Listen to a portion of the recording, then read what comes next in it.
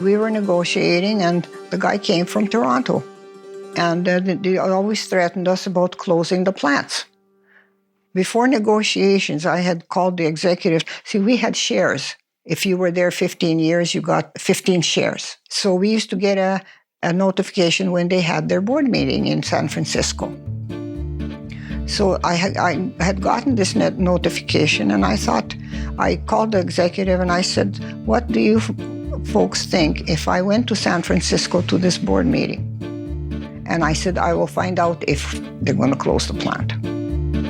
Bigwig coming from Toronto sees a farm girl from Ukraine, thinks he can intimidate me, well, he'll have to think again.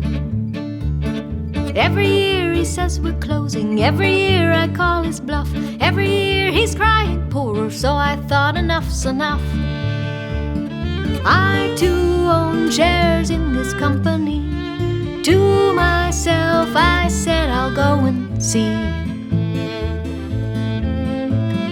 Miles away from women working, lining pockets with machines, pleated pants, pinstripe suits, deciding what the numbers mean.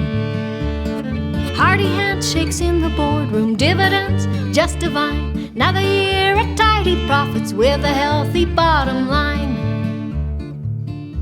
So they had the board meeting, and then afterwards the fellows started wandering around and said anybody that had questions would please ask. And so I asked him. I said, you know, our people are upset that there is some talk about you closing our plant. And he says, no, we're not planning to close your plant. He says, your plant is the best plant we've got. Bigwig crying from Toronto, we are stretched beyond our means. We must tighten all your belts or come apart at the seams. Take the cut, sign the contract, otherwise you're out of work. Up to now you've had a say, up to now you've had it good. We must shrink our costs while making more pants.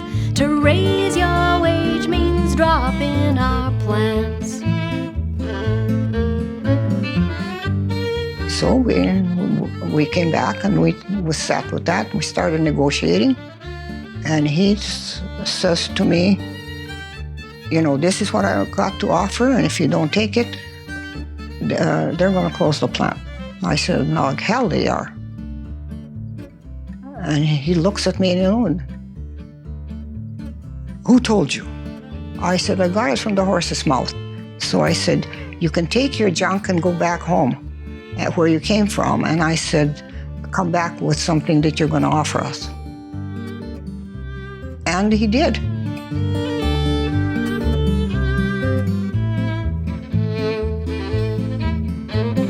Bigwig flying to Toronto, packing all his empty threats, leaving us to once again earn in peace our daily bread. Piece by piece our daily bread. And then the next time we were negotiating, 3 years later, we already had a different international rep.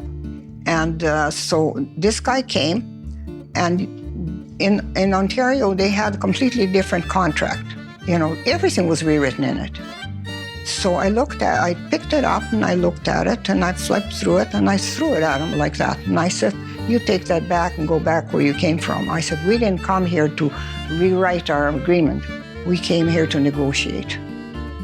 I said, if you're prepared to negotiate, fine. If you're not, I said, you can go back. I said, we don't even want to look at this. I said, it took us 75 years to get where we are, and we're not about to give it up. I faced the bullies in the boardroom, pleated pants, pinstripe suits. I'd like to see them tread 1 hour in a factory woman's shoes.